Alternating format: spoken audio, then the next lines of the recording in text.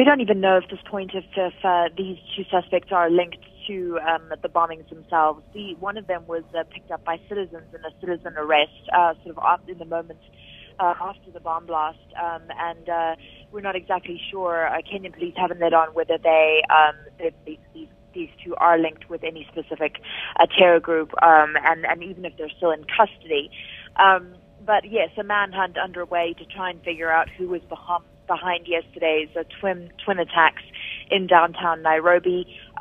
Very typical of sort of how the Kenyan government has been dealing with these sorts of attacks. More than 100 attacks since the Kenyan Defense Force crossed the border into Somalia to fight a Somali insurgent group, Al-Shabaab.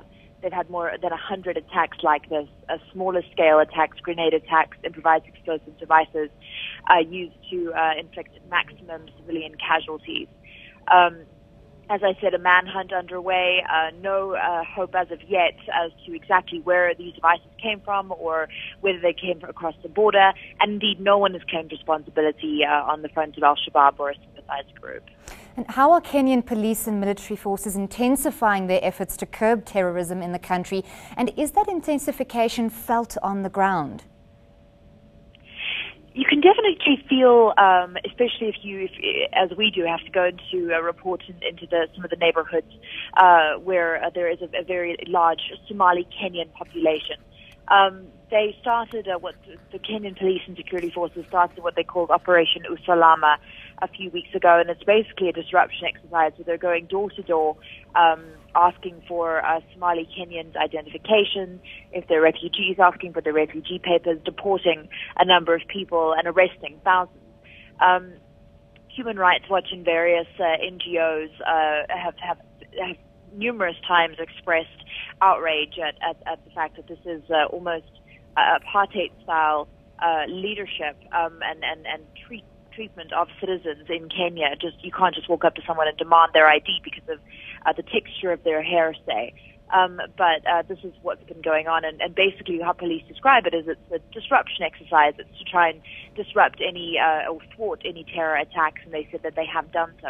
However, yesterday's attacks and an attack a few weeks ago on a police station, when a bomb car was driven into a police station, go to show that this method isn't working. However, when you look at insurgent wars, like, for example, in Ireland, in the IRA, in Israel, places where they've had insurgent wars before, it does take security services, a complete mindset change, really, of both the civilian population and security services, and that can sometimes take years. Now, President Uhuru Kenyatta says they will not pull their troops out of Somalia until Al-Shabaab is defeated. Is this having an effect on anti-Somali sentiments among the Kenyan people? Definitely, and it's worrisome. The more attacks that happen like this, the more anti-Somali or Kenyan Somali sentiment. What you have to realize about a lot of the Somali population here in Nairobi is that some of them can be fourth or fifth generation Kenyan.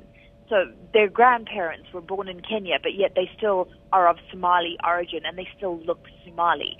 And that's really where the discrimination comes in, and people find it impossible just because you look Somali Kenyan. You cannot discriminate against someone even if they are born here just as you are. But yes, definitely on the ground, and yesterday when we were there, you could feel the tension, people holding their identification up, asking police why they weren't doing their jobs, telling the Somalis to go back to Somalia. On social media as well, a lot of anti-Somali rhetoric coming from some high-profile Kenyans coming from, and it is dangerous because this could lead to retaliatory attacks. This could lead to mob killings, those sorts of things. And I really think that that could be very, very dangerous for this nation. Know more. eNCA.com